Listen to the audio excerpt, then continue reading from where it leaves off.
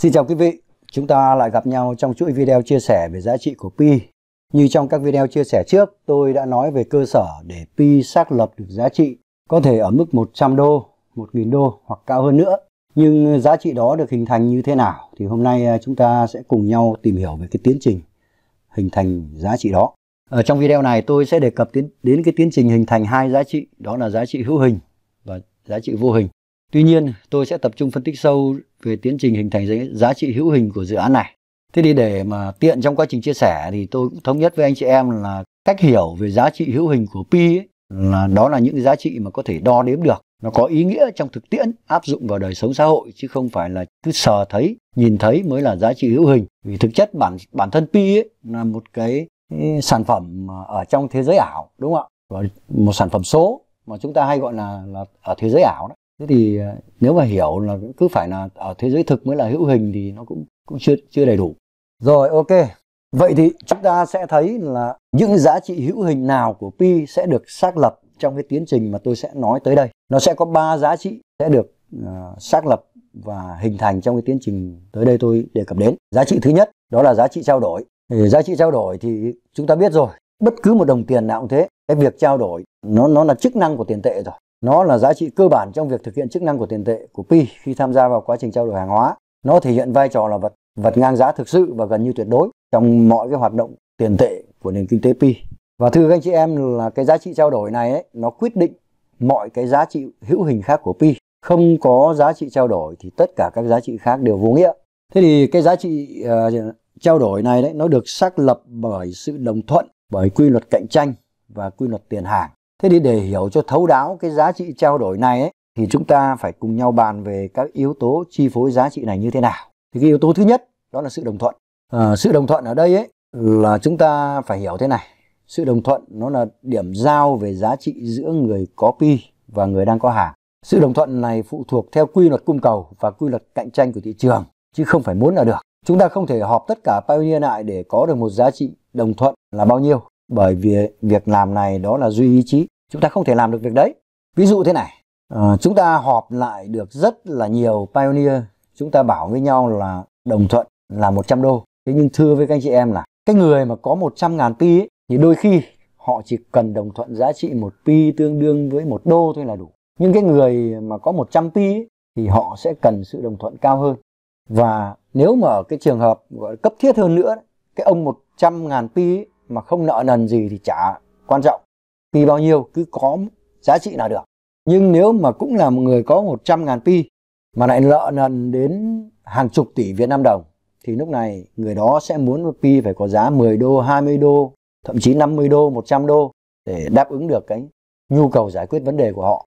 Đấy là những cái gọi là thuộc về nhu cầu bức thiết ấy. Còn tôi chưa nói về lòng tham. Còn lòng tham nó là vô đáy, nó là phức tạp, nó là vô cùng vô biên lắm. Thế cho nên nếu nói vào sự đồng thuận phụ thuộc vào mong muốn của chúng ta là điều không thể. Hơn nữa ở các phạm vi rộng, ví dụ như là các quốc gia, các khu vực khác nhau, nó sẽ có những cái mức sống khác nhau. Thế thì chúng ta không thể đồng nhất được các mức sống đó. Người sống ở Mỹ với người sống ở Việt Nam nó khác nhau hoàn toàn. Chúng ta không thể đánh đồng hai cái vị trí đó với nhau được để chúng ta có được cái sự đồng thuận. Pi là bao nhiêu? Cái điều này là điều rất là khó ngay tại thời điểm này. Thế thì giả sử như là chúng ta không thể đồng thuận được bằng cái việc mong muốn của chúng ta đi, mà pi co team lại tham gia vào cái can thiệp vào cái quá trình này bằng cách là áp đặt một cái mức giá nào đó gọi là giá đồng thuận, phải không ạ? Thì tôi cho rằng cũng không được. Bởi vì vai trò của họ, của pi co team cũng chưa đủ lớn để áp đặt việc này. Đồng ý rằng họ đang có vai trò rất lớn trong việc dẫn dắt cộng đồng, trong việc định hướng, trong việc xây dựng cái hoạch định cho tương lai. Nhưng nếu nói về áp đặt giá trị, họ chưa đủ cái vai trò, cái sức ảnh hưởng của họ cũng chưa đủ lớn để áp đặt giá trị cho cả cộng đồng. Và giả sử họ có đủ lớn để áp đặt đi nữa thì nó lại đi ngược với triết lý ban đầu, gây nghi ngờ trong dư luận, làm mất uy tín của mình. Cho nên tôi tin rằng là pi co team cũng sẽ không bao giờ tham gia vào cái quá trình áp đặt này đâu. Đấy là một điều chắc chắn theo góc nhìn của cá nhân tôi. Thế thì bản chất thì ai cũng muốn có lợi cho mình cả thôi. Và cái lợi đó thì phụ thuộc vào nhiều yếu tố khác nhau. Như tôi đã nói đấy, rất là nhiều luôn. Nếu có thời gian mà phân tích kỹ cái này, mổ xẻ ra, nó có rất nhiều yếu tố. Thế thì khi mà chúng ta đã không thể đồng thuận mong muốn được thì hãy để quy luật cạnh tranh và quy luật cung cầu nó giải quyết lại việc này theo đúng cái bản chất của nó thôi. Thế ví dụ như thế này thì chúng ta dễ hiểu này. Trên một cái sàn giao dịch cũng là cái điện thoại Model P, nhưng có người niêm yết giá 10 pi, có người thì niêm yết giá 5 pi, thì lúc này chắc chắn người mua sẽ mua ở cái nơi mà niêm yết giá 5 pi. Khi đó cái người niêm yết giá 10 pi không bán được sẽ phải chấp nhận về giá 5 pi. Lúc này dù muốn hay không muốn, cái ông mà niêm yết 10 pi thì dù có muốn hay không muốn vẫn phải chấp nhận về giá 5 pi. Bởi vì rõ ràng là cái ông đang bán giá 5 pi kìa, là ông ấy cũng đã có một lợi nhuận mục tiêu của ông ấy rồi. Chẳng qua là cái ông niêm yết 10 pi kia, ông muốn cái lợi nhuận mục tiêu của ông lớn quá. Thế cho nên là nếu như không có ông 5 pi kia đấy thì ông niêm yết 10 pi ông hốt cả, đúng không ạ? Thế nhưng mà vì có cái ông 5 pi này cho nên ông ấy đã xác lập được một cái giá đồng thuận mới là một cái điện thoại Model P có giá là 5 pi.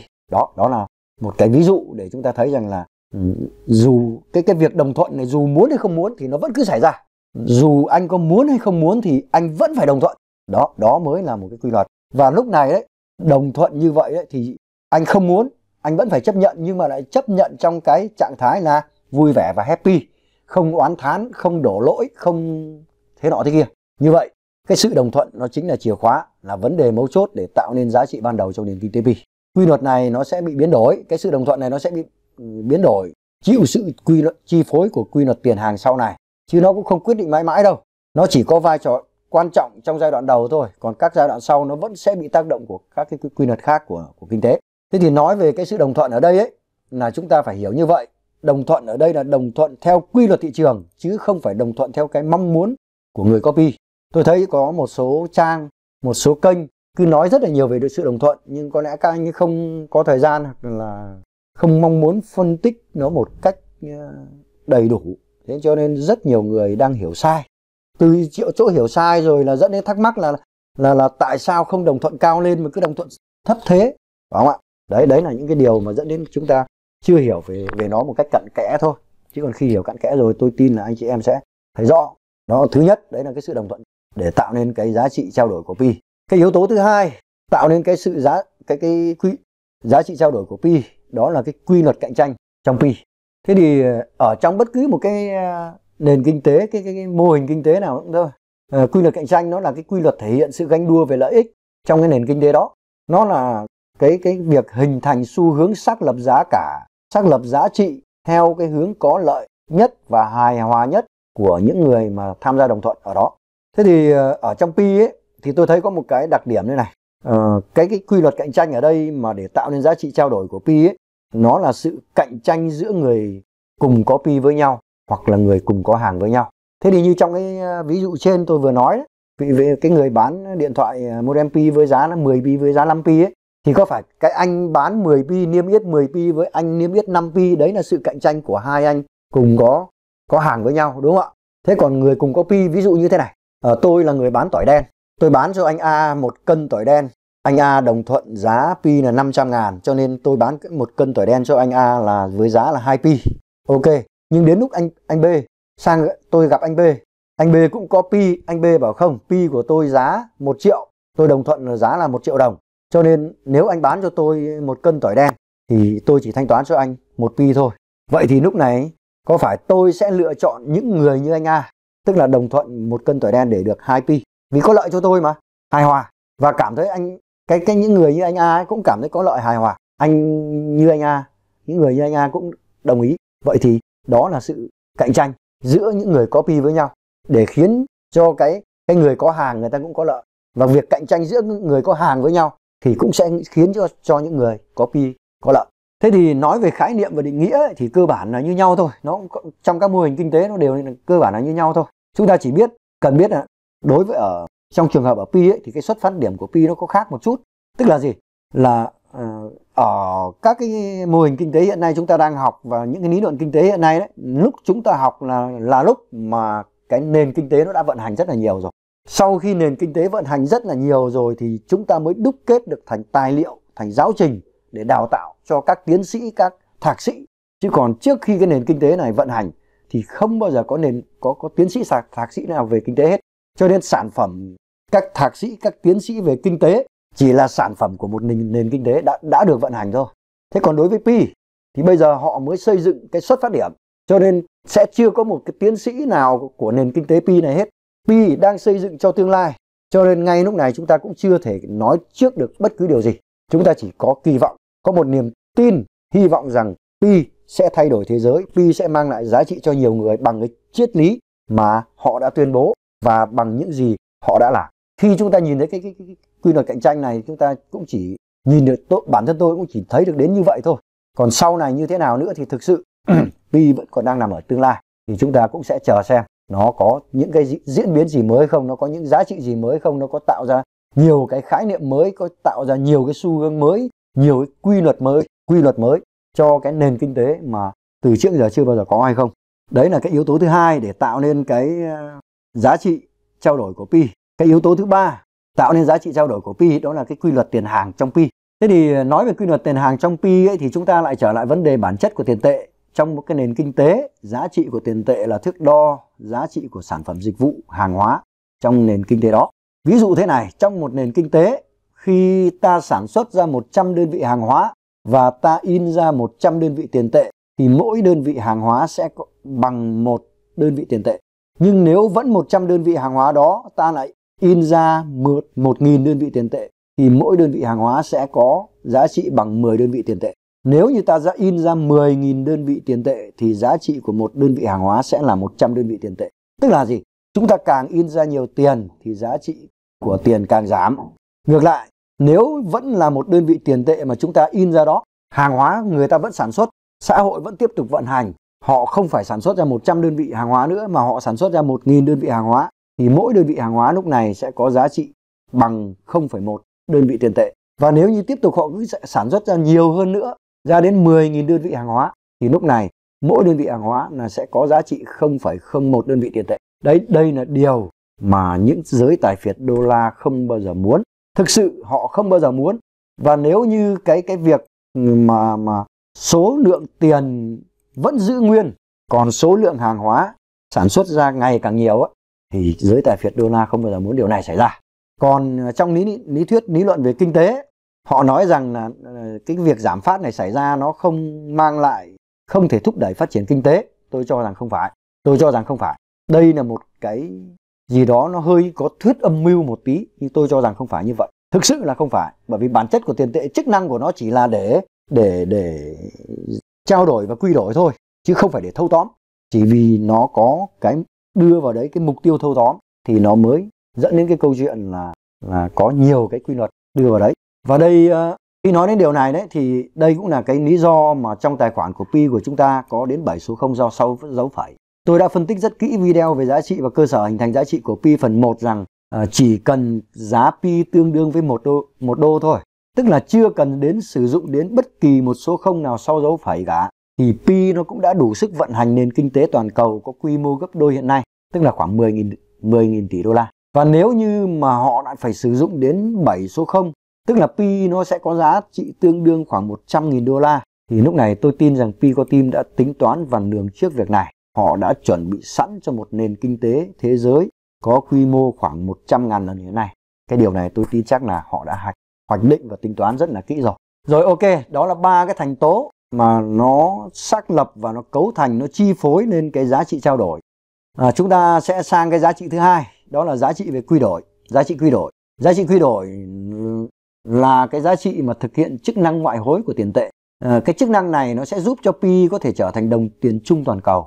Nó có thể quy đổi ra tiền fiat của các quốc gia hoặc quy đổi ra các tiền mã hóa của các hệ sinh thái khác.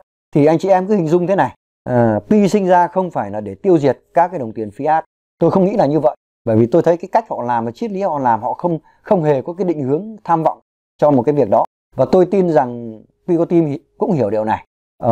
Khi họ sinh ra một cái gì đó mà mang lại giá trị cho cộng đồng thì họ sẽ được ủng hộ. Còn nếu họ sinh ra một cái sản phẩm mà gây hại cho cộng đồng, dù bất cứ một chỗ nào, thì chắc chắn cái kẻ thù của họ sẽ ngày càng nhiều thêm. Và chắc chắn Pi-Co-Team không muốn gây thù chuốc oán với tất cả các quốc gia, mà là gì? Pi-Co-Team muốn rằng Pi là một đồng tiền chung toàn cầu, Pi là một sợi dây kết nối, Pi là một sản phẩm để giữ ổn định giá trị, muốn Pi là một đồng tiền để giúp các cái nền kinh tế yếu có thể dựa vào đó để ổn định giá trị cái đồng tiền nội tại của mình. Thế còn ổn định như thế nào, làm thế nào thì cái việc đó là việc của các nhà hoạch định chính sách của các quốc gia. Tôi không phân tích kỹ ở đây. Nhưng tôi tin rằng nếu như có một đồng tiền mà không bị thâu tóm bởi các thế lực, mà nó lại ổn định, nó có tính bền vững, thì tự các quốc gia sẽ biết dựa vào đó để ổn định cái tiền của đất nước mình như thế nào. Thế cho nên tôi nói là việc xác lập tỷ giá hối đoái là điều kiện vô cùng cần thiết để vận hành cái nền kinh tế này. Và tôi tin rằng cái giá trị quy đổi này ấy, thì sau này P-Cotim sẽ chắc chắn sẽ làm được cái việc đó là gì? Đó là đàm phán và để cho các quốc gia chấp nhận Pi. Lúc này thì chúng ta xét ở góc độ hối đoái thì các bạn sẽ thấy này, khi mà bạn sở hữu đồng Pi có giá trị một cách ổn định mà tham gia các hoạt động hối đoái thì sẽ rất là có lợi. Nếu như chúng ta làm rõ điều này mà chỉ đem hai đồng tiền so sánh qua lại với nhau ấy, thì sẽ rất là khó, bởi vì ông nào cũng đúng, đúng không ạ? Cái câu chuyện đúng sai mà nó chỉ có hai vế thì nó rất là khó. Thì tôi sẽ lấy một cái bản vị trung gian để làm rõ vấn đề này như sau này. Ví dụ như năm 2020 tôi mua một chỉ vàng với giá là 1 Pi. Anh bạn tôi không có Pi cho nên anh ấy phải bỏ ra 4,5 triệu để mua một chỉ vàng. Rồi đến năm 2022 tôi vẫn mua một chỉ vàng cũng chỉ 1 Pi. Nhưng anh bạn tôi lại phải bỏ ra đến 5 triệu Việt Nam đồng để mua một Pi, một chỉ vàng. Vậy thì so với anh bạn tôi là gì? Tôi đã có lợi hơn anh bạn tôi 500.000 Việt Nam đồng. Tức là tôi sở hữu cái đồng Pi nó ổn định như vậy là tôi rất là ok. Tôi không sợ biến động về giá cả. Đấy là một cái điều mà tôi nghĩ là sau này nó sẽ rất là có ý nghĩa đối với các anh chị em. Cái giá trị quy đổi này. Thế thì cái giá trị quy đổi này sau này ấy, nó còn có một cái ý nghĩa rất là hay cho những anh chị em mà làm kinh doanh quốc tế. Thưa với các anh chị là làm kinh doanh quốc tế nó nhiều khi nó biến động về tỷ giá hối đoái là cũng mệt phết đấy. Hôm nay đồng nhân dân tệ là 3.500 chẳng hạn. Thế vẫn cái giá đó vẫn báo giá, bên Trung Quốc họ vẫn báo giá là một cái sản phẩm này là 5 tệ. Thế thì về Việt Nam là ta tính là 5 tệ nhân với 3.500 là giá vốn đầu vào. Thế nhưng ngày mai nó lên đến 3.700. Thế mà cuối cùng báo giá vốn đầu vào ngày mai lại phải nhân lên 3.700 rồi. Thế cái sự trồi sụt về giá này kinh doanh không happy thế nào. Thế mà gặp những ông khách hàng lớn mà ông ấy thấy như thế ông khó chịu, ông cắt hợp tác mệt phết.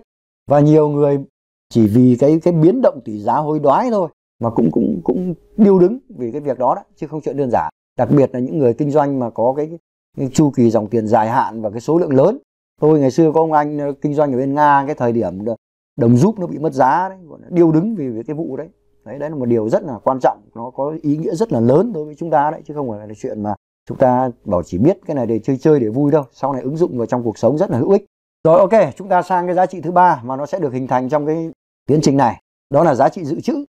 Thực sự cái giá trị dự trữ này của Pi ấy, nó tạo ra sự khác biệt về tiền tệ. Từ trước giờ chưa có đồng tiền nào đủ ổn định để có thể dự trữ được. Tôi nói thật với các anh chị em ấy, cái đồng đô la mà các anh chị em bảo ở Việt Nam là nó ổn định, đấy là chẳng qua là chúng ta đối chiếu với cái Việt Nam đồng của chúng ta thôi. Tôi nói thật, các anh chị em mà dự trữ đô la xong đem sang Mỹ tiêu nhá, trượt giá chết sặc nước. Chẳng qua là ở Việt Nam mình có cái cơ chế do chúng ta phải xác lập cái tỷ giá ấy để bảo vệ cái nền kinh tế của chúng ta. Thì chúng ta thấy rằng cái đồng đô la tỷ giá nó hồi đoái, nó biến động cũng khá chậm. Mỗi năm chỉ mấy % thôi, mấy nghìn thôi, nó không đáng kể. Xin thưa với các anh chị em, ở Mỹ cái việc trượt giá này có những năm ở Mỹ còn điêu đứng về cái trượt giá của đồng đô la. Cho nên anh nào mà dự trữ đồng đô la mà đem sang Mỹ tiêu là cũng điêu đứng, chứ chẳng sung sướng gì đâu. Thế cho nên là cái đồng Pi này, cái lợi thế của nó tôi khẳng định là nó sẽ không bị mất giá.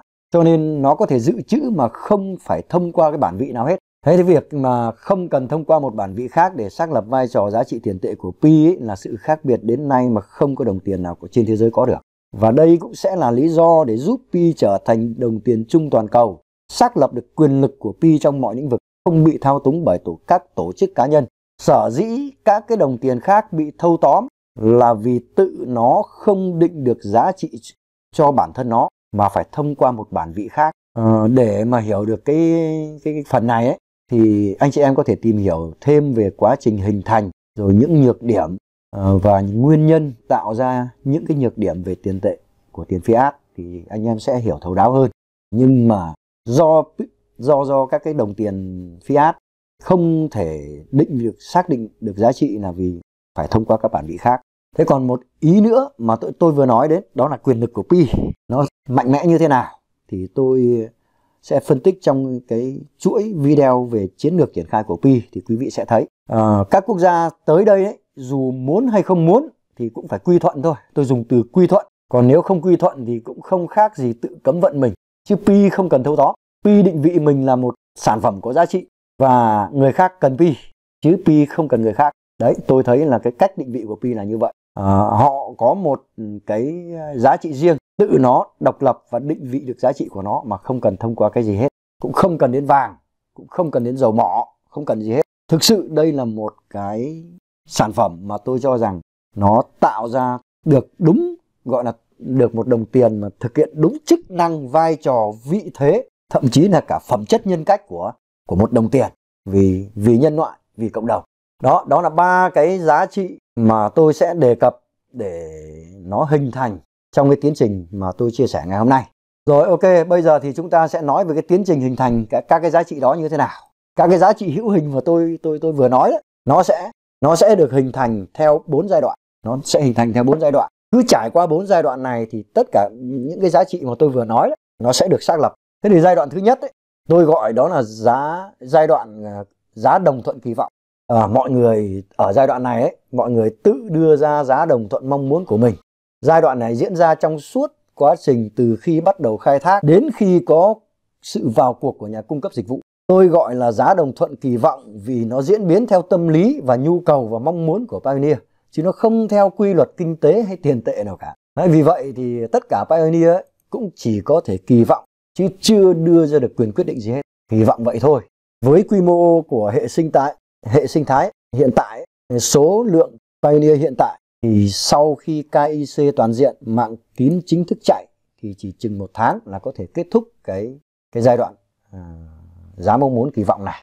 Nó sẽ kết thúc giai đoạn giá kỳ vọng để chuyển sang giai đoạn hình thành mức giá giằng co giữa người có Pi và người có sản phẩm dịch vụ. Thế cho nên đây là giai đoạn mà chúng ta được thả hồn lên mây mà không có ai đánh thuế. Hãy cứ mơ đi, nói như Donald Trump ấy, thì đã mất công nghĩ, tại sao không nghĩ lớn. Thế cho nên từ giờ đến khi KIC toàn diện xong, mainnet chính thức vận hành, chúng ta cứ thoải mái thả hồn theo mây gió, theo những chân trời mà ta mơ ước trong tương lai. Đó không phải là sự ảo tưởng. Bởi các anh chị biết không, chính những cái thứ mà nhiều người gọi là ảo tưởng đó, bởi chính những cái ước mơ đó đã chắp cánh cho Pioneer chúng ta vượt qua hơn 3 năm vừa qua. Chính những cái ước mơ đó là nguồn năng lượng nuôi dưỡng sự kiên trì, tin tưởng và tình yêu và sự cống hiến vô điều kiện đối với Pi. Chỉ có những người không hiểu về Pi thì gọi đấy là ảo tưởng, gọi đấy là mơ hão. Bởi vì thực sự những cái người mà trong cuộc đời họ không một lần dám mơ một giấc mơ nào vượt quá khả năng của họ thì chắc họ cũng ít khi có cơ hội có được một sự đột phá trong cuộc đời của họ. Thế cho nên anh chị em cứ mơ đi, tôi rất ủng hộ cái việc đó. Những người không dám mơ, thậm chí là suy nghĩ tiêu cực, không phải là người thực tế mà bản chất bên trong họ có nhiều nỗi sợ. Họ sợ bị thất vọng, họ sợ bị tổn thương, hay đơn giản họ không bao giờ nhìn ra mặt tích cực của vấn đề mà họ cho là tiêu cực. Chỉ đơn giản vậy thôi. Cái giai đoạn giá đồng thuận kỳ vọng nó hình thành đấy, nó hình thành suốt từ 3 năm qua rồi, và chúng ta bây giờ hàng ngày vẫn ở trên YouTube chúng ta vẫn thấy là 1.000 đô, 2.000 đô vào, mà cái này nó có tiến trình đàng hoàng nhá. Từ giai đoạn đầu tôi thấy là Pi là sẽ có giá 10 đô cái giai đoạn đấy, rồi thấy sau một thời gian là nâng lên thành 100 đô, dần dần nâng lên thành 314 đô.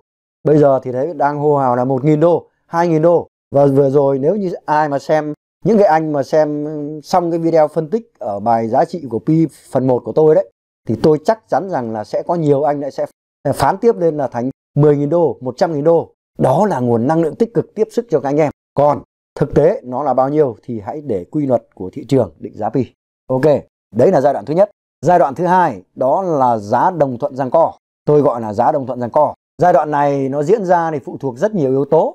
Nền tảng công nghệ đã đủ hoàn thiện chưa? Các yếu tố phần mềm của hệ sinh của cái nền tảng công nghệ của Pi đã vận hành trơn tru chưa? Rồi các yếu tố khẳng định Pi là tiền tệ đã được xác lập chưa? Tại sao lại như vậy ạ? Bởi vì khi để mà các cái nhà cung cấp sản phẩm dịch vụ ấy, mà người ta chấp nhận ấy, thì người ta phải nhìn thấy là cái nền tảng công nghệ này có đủ an toàn không. Đấy, giống như hôm trước tôi phân tích về cái nền tảng công nghệ của Pi ấy, là người ta phải nhìn vào đấy, người ta thấy được cái độ an toàn của cái đồng tiền này. có ok không, rồi các cái hoạt động giao dịch diễn ra trên cái nền tảng công nghệ đó nó có đáp ứng được cho cái hoạt động giao dịch tiền tệ của họ không, thì họ mới tham gia vào. Đấy là cái quan trọng. Rồi các yếu tố khẳng định Pi có là tiền tệ thì là gì, là có nhiều người đã biết đến Pi chưa, đã chấp nhận Pi chưa, đã yêu quý Pi chưa, đã tin tưởng Pi chưa. Nó rất nhiều yếu tố để bắt đầu để hình thành cái giá đồng thuận giằng co này. Cái giá đồng thuận giằng co nó chỉ hình thành khi có sự vào cuộc của các cái nhà cung cấp sản phẩm dịch vụ và họ chỉ tin thì họ mới vào. Thì các yếu tố này tôi cho rằng nó đã tương đối hoàn thiện, bởi đó là những vấn đề nội tại của Pico Team thì họ có thể kiểm soát được này, nền tảng công nghệ này, nền tảng vận hành này. Cho nên là đó là những vấn đề nội tại của Pico Team thì tôi tin rằng là họ có thể sớm khắc phục và hoàn thiện nếu như những cái vấn đề gì đó nó chưa xong. Nhưng có một yếu tố cực kỳ quan trọng lại không thể kiểm soát được chặt chẽ, đó chính là cộng đồng. Tình trạng của cộng đồng như thế nào? Đây mới là yếu tố quan trọng để tạo nên cái thời cơ bắt đầu cái giai đoạn hình thành giá đồng thuận giằng co. Nếu thu thập về nhân khẩu học chưa đạt thì vẫn chưa thể diễn ra được.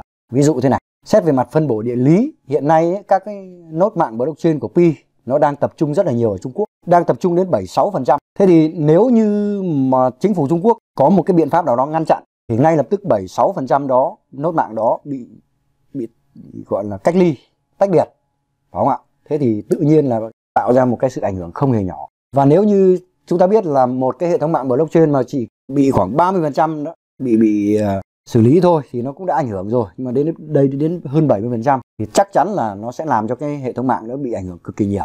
Đấy, cho nên nếu như mà xét về cái việc phân bổ địa lý về hệ thống phần cứng đó mà chưa thể giải đều được ra các quốc gia thì đây cũng là một vấn đề không hề nhỏ đâu. Tôi cho rằng là không hề nhỏ đâu. Thế cho nên các bạn cứ muốn nói gì thì nói, mà cái hoạt động của cộng đồng chúng ta tham gia vào mà nó còn đang mất cân bằng thế này đấy, cũng chưa chắc cái tiến trình mà nó đã diễn ra được như mong kỳ vọng đâu. Cho nên tại sao các bạn thấy là Pico Team không bao giờ nói chính xác thời gian, thời điểm, chỉ nói khoảng và có thể là sẽ kéo dài lâu hơn. Đó là lý do. Rồi xét về cái thu thập về cộng đồng ấy, thì hôm trước tôi trong cái video về nhân khẩu học ấy, tôi có nói đấy, nếu như chúng ta vẫn còn tâm lý xả Pi bán Pi ấy, thì thưa với các anh chị là cái việc diễn ra ở cái giai đoạn 2 này cũng chưa thể diễn ra được. Tại sao tôi nói là như vậy? Bởi vì các anh chị em biết là trong cái video mà phân tích về nhân khẩu học, tôi đã nói rồi, tất cả những hành vi, những lời nói, những đoạn video, như tất cả những cái mà anh chị em đưa lên các trang mạng xã hội đấy sẽ được Pico Team thu thập hết bằng các cái bot, bằng những con robot AI. Nó sẽ thu thập hết là có bao nhiêu người bây giờ vẫn đang ở tâm thế xả Pi bán Pi, có bao nhiêu người vẫn đang ở tâm thế là có giá phát là đẩy hết. Đây không phải là mục tiêu của Pico Team, cho nên họ xác định thế thì đã thế thì tôi sẽ lùi lại, chứ tôi không để cho các anh đẩy đi đâu, tôi cũng không để cho các anh bán đâu. Tôi sẽ để cho các anh bao giờ mà hoặc là các anh tự bỏ thì thôi, tôi không quan tâm. Còn hoặc là các anh cứ giữ đấy, bao giờ các anh thực sự thấy giá trị thì lúc đấy tôi mới đi tiếp giai đoạn 2. Đấy là cái điều mà tôi cho rằng là Pico Team họ sẽ đi theo điều này, chứ không phải là cái chuyện là cứ cộng đồng kêu gào lên mà đã được đâu. Càng kêu gào thì chúng ta càng tự làm chậm bước tiến của chúng ta thôi. Chúng ta phải hiểu sâu về Pi, phải hiểu rõ tầm nhìn sứ mệnh của Pi để chúng ta thấy rằng là chúng ta phải là một thành viên ở trong đó, chứ không phải là chúng ta đến đây hớt váng rồi là bỏ của chạy lấy người, không phải như vậy. Rồi là nếu như số lượng ví mà cài chưa tốt thì cũng chưa ổn đâu, chưa ok đâu. Mấy hôm nay tôi theo dõi cái mạng blockchain, tính bình quân 1 phút được khoảng 45 đến 50 ví được tạo ra. Vậy thì nếu mà để cài hết được mấy chục triệu cho bao nhiêu con người ấy, tôi nghĩ rằng cũng cần mất khá nhiều thời gian nếu như tốc độ này mà không thay đổi. Đấy là cái điều mà chúng ta phải thấy là vai trò của cộng đồng lớn lắm nhưng rất là khó kiểm soát. Mà Pico Team không thể công bố cái điều này được đâu, không thể công bố điều này. Tôi cho rằng họ sẽ không công bố điều này đâu. Mục tiêu của Pico Team là muốn ngâm cái này được càng lâu càng tốt để nó ăn sâu vào trong tiềm thức, nó tạo ra một cái thứ mà sau này dù có vận đổi sao rời thì người ta vẫn yêu Pi và tin Pi. Đấy là mục tiêu của Pico Team. Cho nên cái câu chuyện là sớm hay muộn đối với Pico Team là không quan trọng. Chỉ quan trọng đối với những ông mà đang nợ đìa ra thôi, là muốn nhanh, muốn bán Pi để trả nợ thôi. Chứ còn Pico Team không muốn điều đấy đâu. Và thưa với anh chị là cũng nói nhân đây là nói luôn là những cái người mà cứ cuộc sống mà cứ luôn nợ đầm đìa ra đấy, thì có Pi hay không có Pi cũng không quan trọng đâu. Có Pi rồi vẫn cứ nợ đấy mà. Nó phụ thuộc vào cái khả năng quản trị tài chính, quản trị tiền của mình, đấy không phải là phụ thuộc vào khả năng kiếm tiền đâu. Cho nên là Nói cái này thì có thể một vài anh chị tự ái, nhưng mà đấy là tôi nói thật, sự thật thì hay mất lòng. Rồi một yếu tố nữa, nếu KIC xong mà cộng đồng chưa đủ mạnh. Chưa đủ mạnh ở đây là gì? Đó là cái tâm lý xả pi bán pi vẫn còn nhiều, thì cũng chưa diễn ra cái này đâu. Pi có team cũng sẽ không mở để cho cái giai đoạn này diễn ra, cái giai đoạn đồng thuận giằng co này diễn ra, tức là sẽ không cho các nhà cung cấp dịch vụ vào cuộc đâu. Lúc này các nhà cung cấp dịch vụ muốn vào cũng không được đâu. Rồi ok, đó là những cái yếu tố mà nó sẽ chi phối đến cái giai đoạn 2 này, tức là để hình thành giá đồng thuận giằng co nó bị chi phối bởi các yếu tố đấy. Thế thì khi mà các yếu tố chi phối đó đã đủ điều kiện chín muồi để cho giai đoạn 2 này được thực hiện, thì lúc này hệ sinh thái sẽ bắt đầu đi vào vận hành. Các nhà cung cấp sản phẩm dịch vụ sẽ đưa ra giá mong muốn. Đây là cái giai đoạn mà tôi cho rằng là tâm tham vận hành mạnh nhất đây. Ai cũng muốn thu lợi về mình. Người có pi thì rất là nhiều xu hướng giá, bởi vì cái đặc điểm của cộng đồng pi là ở tâm thế tự nhiên có được lợi ích mà, nên phụ thuộc hoàn toàn vào hoàn cảnh, rồi điều kiện, rồi mức sống, rồi rất nhiều yếu tố. Rồi những người hiểu về giá trị, rồi là những người này không hiểu về giá trị mà chỉ hời hợt, nó có rất nhiều cái. Thế cho nên là ở đây là cái phần mà cái mong muốn của người có pi thì rất là nhiều. Thế nhưng tự chung lại thì vẫn phụ thuộc vào tầm nhìn, phải không ạ? Người càng có tầm nhìn lớn thì mong muốn giá trị của họ càng cao, và ngược lại. Thế này, đối với người có sản phẩm ấy thì họ có chấp nhận thanh toán bằng pi ấy, nó chỉ có một xu hướng chủ yếu, đó là dìm giá pi xuống càng thấp càng tốt. Đó, bởi vì những người này là những người ta ít nhiều người ta có đi kinh doanh. Dù thế nào đi chăng nữa thì tư duy về tài chính, về tầm nhìn về tài chính của họ vẫn tốt hơn rất nhiều các thành viên trong cộng đồng của chúng ta. Cộng đồng của chúng ta như hôm trước tôi nói rồi đấy, có rất nhiều người nghèo, có rất nhiều người không có điều kiện để va chạm với thế giới. Về tư duy, về nhận thức, nó có những cái hạn chế nhất định. Thế cho nên đối với cái giới mà họ đã chấp nhận thanh toán bằng pi ấy, tức là họ đã là người đi kinh doanh rồi, ít nhất là họ có tầm nhìn lớn hơn. Cho nên cái xu hướng dìm giá pi là xu hướng của họ, còn xu hướng của cộng đồng thì loạn giá pi, người thì cao, người thì thấp, người thì thế nọ, người thì thế kia. Và đó là lý do để cái nhóm mà chấp nhận thanh toán này, cái nhóm có hàng hóa này, người ta khai thác đó. Nếu các anh chị em có pi mà không tỉnh táo là coi chừng. Thế thì cái giai đoạn này là cái vai trò của quy luật cạnh tranh là vô cùng quan trọng. Nó sẽ điều tiết cộng đồng để kéo hai cái xu hướng ngược nhau này về lại gần nhau hơn. Và tôi nghĩ rằng là cái giai đoạn này để nó diễn ra được thì cần rất nhiều thời gian. Nhưng nếu nó bắt đầu diễn ra rồi đấy thì nó lại rất nhanh, chỉ chừng 1 đến 2 tháng là sẽ ổn định. Chỉ chừng 1-2 tháng là nó sẽ đi vào ổn định. Nhưng mà vì nó bị chi phối bởi rất là nhiều yếu tố ban đầu tôi nói, thì để mà nó khởi động được cái giai đoạn này thì nó lâu, nhưng mà nó đã khởi động rồi thì nó rất là nhanh. Đấy là giai đoạn thứ hai, là cái giai đoạn mà giá đồng thuận giằng co giữa hai bên. Nó chỉ giằng co qua một thời gian thế là nó kết thúc. Giai đoạn thứ ba ấy, tôi gọi là phân hóa giá đồng thuận. Giai đoạn này ấy, nó bắt đầu khi giá đồng thuận trong phạm vi hẹp ở khu vực địa lý hoặc phân khúc cộng đồng thì bắt đầu được xác lập và hình thành. Đặc điểm của giai đoạn này là gì? Giá đồng thuận cục bộ đã được xác lập nhưng vẫn có sự chênh lệch với các nơi khác. Giai đoạn này nó phụ thuộc vào nhu cầu mức sống của từng quốc gia, từng khu vực trên thế giới, hoặc trong một phạm vi đủ rộng về địa lý hoặc đủ lớn về số lượng cộng đồng. Mức giá giữa người có pi và người chấp nhận thanh toán bằng pi tại thị trường đó đã gặp được nhau, nhưng do mức sống, văn hóa, thói quen, tư duy nó còn khác nhau, nên có thể các cái khu vực khác nhau nó vẫn có sự chênh lệch về giá. Thế thì cái này nó rất là hay này, nó giống như một vết dầu loang. Ví dụ như giai đoạn đầu nó sẽ đồng thuận ở một phạm vi của một cái huyện nào đó thôi. Đó, sau nó lan ra cả tỉnh nó lan ra cả nước thì nó lan ra cả khu vực thì nó lan ra cả thế giới. Nó kiểu như thế. Thế thì nó có rất nhiều chấm dầu loang ở trên thế giới này, nó cứ loang dần ra để nó giao hòa với nhau, để tới đây nó sẽ đến một cái giai đoạn mới.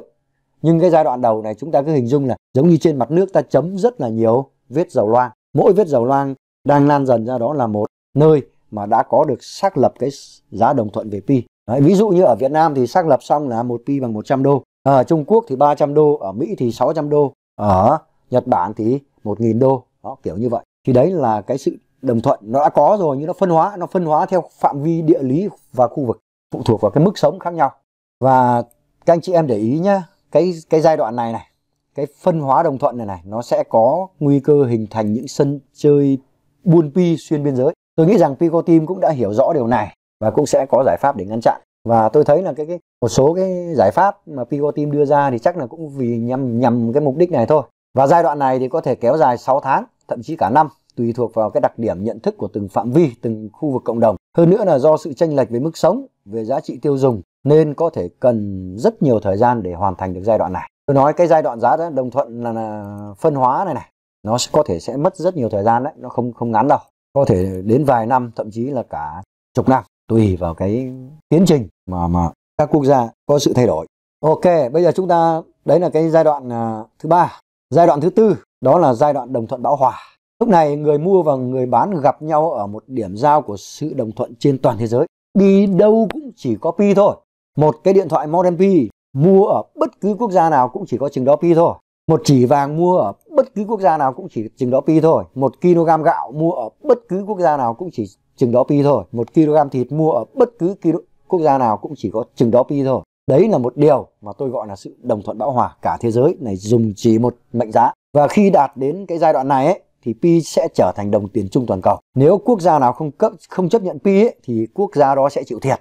Trước hết là các doanh nghiệp của quốc gia đó khi tham gia kinh doanh quốc tế. Sau đó đến thuế nhà nước sẽ bị thất thu. Khả năng hòa nhập của quốc gia đó sẽ kém. Vị thế trên bàn đàm phán của họ cũng sẽ yếu. Tại sao tôi nói là cái này như vậy? Bởi vì này, tôi nói, ví dụ tôi làm doanh nghiệp thì tôi hiểu một chút về doanh nghiệp thì tôi nói này. Bây giờ tôi không cần biết là Việt Nam có chấp nhận Pi hay không. Khi đạt đến giai đoạn này, Pi sẽ trở thành đồng tiền chung toàn cầu. Nếu quốc gia nào không chấp nhận Pi, quốc gia đó sẽ chịu thiệt. Trước hết là các doanh nghiệp của quốc gia đó khi tham gia kinh doanh quốc tế. Sau đến là thuế nhà nước sẽ bị thất thu. Khả năng hòa nhập của quốc gia đó sẽ kém. Vị thế trên các bàn đàm phán cũng sẽ yếu. Tại sao lại như vậy? Ở đây tôi không hiểu về chính trị thì tôi cũng không xin phép không nói về chính trị. Tôi có kinh doanh, tôi cũng biết một chút về kinh doanh. Thì tôi lấy một cái ví dụ thế này thôi. Giả sử công ty tôi đang kinh doanh về mặt nông sản. Bây giờ có một doanh nghiệp của Mỹ, người ta bảo tôi muốn nhập 1 triệu tấn gạo của tôi, của công ty tôi. Nhưng họ chỉ bảo là tôi chỉ chấp nhận yêu cầu tôi phải chấp nhận thanh toán bằng Pi. Cái đấy mà tôi không chấp nhận là tôi thiệt, tôi mất cái đơn hàng đó thôi. Nhưng mà nói thế thì cũng chưa hẳn, bởi vì là thôi thì mình không chấp nhận biết dùng Pi để làm gì, và mình không bán cho người này thì bán cho người khác. Thế nhưng ngược lại, thế thì khi mà tôi lại mua một cái sản phẩm nào của Mỹ, tôi muốn mua 1 triệu cái điện thoại của Mỹ về tôi phân phối ở Việt Nam, nhưng ông Mỹ ông bảo là tôi thì tôi chưa chả chơi đô la, tôi chả chơi tiền Việt Nam, ông có Pi ông cứ thanh toán bằng Pi đây cho tôi, thì tôi bán cho 1 triệu cái điện thoại. Hay là ông Tesla bây giờ ông bảo là ông nào muốn kinh doanh xe điện Tesla về Việt Nam phải không, các ông chấp nhận thanh toán bằng Pi, cho nên các ông có Pi thì đứng ra làm đại diện cho tôi không thôi. Đó là những câu chuyện mà Pi nó sẽ xác lập theo kiểu này. Còn lúc này các ông có hay không thì không quan trọng, ông chấp nhận hay không cũng không quan trọng, quan trọng là các ông sẽ thiệt thôi. Thực sự là hữu xạ tự nhiên hương thôi mà. Cái gì tốt thì tự nhiên mọi người sẽ yêu mến và sử dụng thôi. Đấy là một cái điều tất yếu. Cái giai đoạn đồng thuận bão hòa đấy, nó chỉ là cái điểm kết thúc. Nó chính là điểm kết thúc để Pi chính thức chuyển mình và trở thành con rồng. Thực sự nó gần như nó đạt được tất cả những mục tiêu nó đề ra. Và lúc này ấy, thì nó không còn phải trăn trở về làm thế nào để Pi thành công rồi thế nọ thế kia nữa. Mà bây giờ sau khi cái giai đoạn 4 này được hình thành, hoàn thiện, diễn ra xong ấy, thì Pi bắt đầu bước sang những cái giai đoạn mới. Đó là xây dựng một nền kinh tế Pi, xây dựng các cái ứng dụng, các cái hệ thống ứng dụng ở trên đó để bảo đảm làm sao nó vận hành nền kinh tế Pi càng nhiều càng tốt. Thì đấy là toàn bộ cái tiến trình nó hình thành cái giá trị của Pi. Thì cái tiến trình đồng thuận này ấy, nó diễn ra theo 4 giai đoạn trên. 4 cái giai đoạn của tiến trình hình thành giá Pi này là nó hình thành, tôi nói nó theo cái kiểu là theo mặt quy luật, theo cái yếu tố khách quan của thị trường. Thì cái tiến trình này ấy, nó chỉ diễn ra theo 4 giai đoạn trên nếu cuộc chơi có sự cân bằng, công bằng, tức là không có ai độc quyền trong đó. Nhưng nếu mà có một người độc quyền, có một cá mập hoặc vài cá mập có những sản phẩm độc quyền, thì cái tiến trình đồng thuận 4 giai đoạn này có thể sẽ bị phá vỡ. Con người ta thì vốn ai cũng có lòng tham mà, và đa phần trong đó thì không thể kiểm soát được lòng tham của chính mình. Thế cho nên nó do vậy là rất dễ bị dẫn dắt bởi lợi ích. Thế thì tôi xin nêu một ví dụ nhỏ để quý vị thấy cái tiến trình đồng thuận sẽ bị dẫn dắt như thế nào. Bây giờ giả sử tôi là Elon Musk, có trong tay 300 tỷ đô la. Đấy, ví dụ như vậy đi. Tôi bỏ 10% số tài sản đó, tức là khoảng 30 tỷ đô la để thao túng cuộc chơi của Pi này. Tôi sẽ làm như sau. Với 30 tỷ đô la, tôi sẽ sản xuất điện thoại mang tên Model Pi. Giả sử chi phí giá vốn của một chiếc điện thoại là 300 đô đi, thì tôi sẽ sản xuất được 100 triệu chiếc điện thoại. Chiếc điện thoại này có đầy đủ các tính năng như smartphone thông thường. Ngoài ra nó có thêm các tính năng như là tính năng kết nối internet vệ tinh, có tính năng khai thác tiền điện tử Pi, có tính năng kết nối với xe Tesla, rồi kết nối với sóng não để cảnh báo về sức khỏe của thân chủ. Như vậy ấy, thì cả thế giới này chỉ có một mình tôi có cái điện thoại với những cái tính năng đặc biệt như vậy thôi. Cho nên khi tôi thấy Pi đã cho cộng đồng KIC xong và chạy mainnet kín, lúc này tôi sẽ tuyên bố tôi bán điện thoại modem Pi với giá 5 Pi. Đấy, nếu như anh chị em có Pi thì thanh toán bằng Pi. Còn nếu phải thanh toán bằng đô la ấy, thì vui lòng thanh toán cho tôi mỗi cái điện thoại là 2.000 đô la. Tôi chỉ cần như vậy thôi. Tôi chỉ cần làm một động thái như vậy thôi. Tôi hợp tác với Pico Team và Pico Team công bố nó lên cái màn hình chính của app Pi. Thì thứ nhất là tôi đã định giá được Pi. Tôi khẳng định với một tuyên bố này của tôi thì 50 triệu Pioneer hiện nay sẽ mua điện thoại của tôi 100%. Tức là gì? Là tôi đã bỏ ra 10% tài sản để marketing cho một sản phẩm mới của tôi mà tôi cho rằng là kể cả Pi không có giá trị gì thì tôi cũng đã được một cái hiệu suất cực kỳ cao. Tôi chưa nói gì để Pi sau này có giá trị gì nhá. Tôi coi như đây là một cú đầu tư, một chi phí đầu tư 10% chi phí tài sản của tôi để bước vào cái cuộc chơi với cái điện thoại Model Pi này. Thì ngay lập tức 50 triệu Pioneer hiện nay ấy, sẽ bán cho tôi hết khoảng 100 triệu cái điện thoại đó, tôi khẳng định luôn. Bởi vì thường ấy, một Pioneer kiểu gì cũng sẽ mua được thêm 1-2 cái cho anh chị em, cho người thân gia đình mình. Và với cái động thái này đấy thì tôi sẽ tạo lên một cơn sóng đủ lớn để kéo cả cộng đồng chạy theo xu hướng đó. Và thưa với các anh chị, lúc này ấy thì ngay lập tức tôi xác lập được Pi có giá là 400 đô la mà tôi không cần qua cái quy luật nào hết. Bởi vì lúc này ấy, một mình tôi có cái điện thoại đấy, cho nên ai muốn can thiệp cũng không can thiệp được, ai muốn được nhảy vào đây cạnh tranh với tôi cũng không cạnh tranh được, bởi vì một mình tôi có cái đấy thôi. Không lấy cơ sở nào để định giá cái này của tôi cả. Không thể đem cái Model Pi của tôi để định giá với so sánh với iPhone của Apple được. Vì hai cái chức năng và tính năng nó khác nhau hoàn toàn, cho nên thương hiệu nó khác nhau hoàn toàn, cho nên chẳng thể đem định giá ngang nhau được. Và nếu là tôi mà là Elon Musk, tôi sẽ làm kiểu như vậy thì cái tiến trình này sẽ bị phá vỡ. Và nó chỉ có một cú sốc, đó là cú sốc của Elon Musk tạo ra cho cơn sóng Pi. Và tôi tin rằng là Pico Team họ cũng đã lường trước việc này và họ cũng không muốn điều này xảy ra đâu. Họ sẽ không muốn điều này xảy ra, đúng không ạ? Họ không muốn. Thế cho nên là anh chị em yên tâm, chắc là cũng không như vậy. Còn nếu có xảy ra cái trường hợp đấy để rút ngắn cái tiến trình định giá trị ấy, thì chắc chắn là phải có sự điều tiết khác để bảo đảm cho nó có tính công bằng, tính minh bạch và nhân văn, đúng như cái triết lý ban đầu mà Pico Team đã đề ra. Chứ còn không là để rơi vào tay một người ấy. Thường là bình thường người ta không có ý xấu, nhưng mà khi mà để người ta có nhiều điều kiện quá thì cuối cùng là lại sinh ra ý đồ xấu. Thì đấy là toàn bộ cái tiến trình hình thành giá trị hữu hình. Nó có 4 giai đoạn như vậy và có thể nó sẽ không theo giai đoạn nào nếu như có một cái trường hợp có một cá mập đứng đằng sau và vào cuộc như tôi nói. Rồi, ok, bây giờ tôi chia sẻ thêm về cái tiến trình hình thành giá trị vô hình. Thì những cái giá trị vô hình như tôi đã chia sẻ bao gồm giá trị về thương hiệu, giá trị về lịch sử, và sau này ấy, nó còn hình thành nên một cái giá trị nữa, đó là giá trị về quyền lực.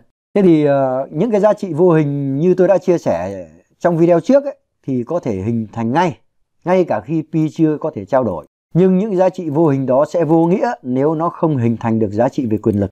Tức là sức mạnh của Pi không thể chi phối xã hội thì các giá trị khác sẽ trở nên vô nghĩa. Nó lại chỉ là trò mua vui cho thiên hạ thôi, đúng không ạ? Này, lúc này mà không hình thành được là các bác anti Pi nên đăng đàn là chém gió là cũng sướng phết đấy. Thế thì giá trị về quyền lực ấy, nó sẽ tự hình thành theo 4 giai đoạn của cái tiến trình hình thành giá trị hữu hình mà tôi nói ở trên. Khi nó đã được xác lập và sử dụng ấy, thì nó sẽ hình thành một dạng quyền lực mềm. Nó sẽ có khả năng thống trị thế giới khi nó đi đến giai đoạn 4. Cái này là đương nhiên. Rồi, ok, như vậy là qua cái việc nhìn nhận và dự báo về tiến trình hình thành giá trị của Pi như vậy, chúng ta cần làm gì để giúp cái tiến trình đó diễn ra nhanh hơn, mang lại nhiều giá trị hơn cho cộng đồng và bản thân. Vì đây chưa phải là nội dung công bố chính thức từ Pico Team, chỉ là phân tích dựa trên những thông tin cá nhân tổng hợp được. Vì vậy tôi chỉ xin nêu vài quan điểm cá nhân như sau này. Nếu tôi đang khó khăn về tài chính, nhưng không bao giờ tôi trông chờ vào Pi, bởi vì tôi cho rằng nếu không có Pi, tôi vẫn khó khăn như vậy, và đó là khó khăn của người túng quẫn. Nhưng bây giờ tôi đã có Pi, tôi sẽ đối diện với khó khăn đó coi như chưa có Pi. Nhưng lúc này tôi đang là người khó khăn trong tư thế của một triệu phú. Và thay vì dùng 100 Pi để đổi lấy tài sản 100 triệu, tôi sẽ chọn phương án dùng 10 Pi để làm việc đó. Và tôi vẫn còn 90 Pi. Chỉ cần tôi tuân thủ các quy định của Pico Team và tin tưởng đồng hành cùng họ, Dự án của Pi đến nay cho tôi thấy một điều vô cùng ý nghĩa. Người kiên trì và tin tưởng sẽ gặt hái thành công ở cuối con đường. Điều này càng ngày càng thể hiện rõ trong cộng đồng của Pioneer. Và nếu tôi cảm thấy Pi là một thứ gì đó mơ hồ, ảo tưởng hay bất cứ trạng thái tiêu cực nào, ngay cả trạng thái hy vọng trong lo lắng, thì tôi sẽ xóa tài khoản ngay từ bây giờ cho đỡ mất công suy nghĩ đắn đo. Bởi chính suy nghĩ của tôi làm tôi mệt mỏi vì Pi, chứ không phải Pi làm tôi mệt mỏi. Vâng, thưa quý vị, tôi đã kết thúc chuỗi video bàn về giá trị của Pi Network. Trong thời gian tới, tôi sẽ gửi tới quý vị bộ video bàn về chiến lược và những hoạch định hướng của Pi trong tương lai. Bộ video bàn về chiến lược sẽ giúp quý vị thấy được chiến lược nào mà Pi đã thực hiện để có được thành công như ngày hôm nay, những chiến lược nào mà Pi sẽ thực hiện để có thể trở thành đồng tiền chung toàn cầu. Trong đó sẽ nói đến những ngành nghề nào để có thể sẽ mất, những ngành nghề nào có thể sẽ được hình thành. Qua đó cũng sẽ giúp anh chị em hình dung về bức cạnh tranh kinh tế số, thời công nghệ số sẽ được phác họa nên như thế nào. Tôi tin rằng việc chúng ta dự kiến được những gì sẽ xảy ra sẽ giúp chúng ta chủ động đón nhận, chủ động hành xử để có cuộc sống tốt đẹp hơn. Tôi vẫn nói với anh chị em trong team của tôi rằng trở thành tỷ phú của Pi đã khó, nhưng giữ được mình là tỷ phú của Pi càng khó hơn. Và đó cũng là chuỗi video để giúp chúng ta có thể giữ được mình là tỷ phú của Pi nếu đã có khả năng trở thành tỷ phú của Pi. Và thưa các anh chị, nội dung đến đây, video đến đây là kết thúc. Rất là cảm ơn, xin chân thành cảm ơn các anh chị đã lắng nghe. Và trong phần mô tả của video này có đầy đủ thông tin liên hệ. Nếu quý vị cần hỗ trợ hoặc kết nối, vui lòng tham khảo thêm thông tin ở phần bên dưới phần mô tả. Xin chào và hẹn gặp lại.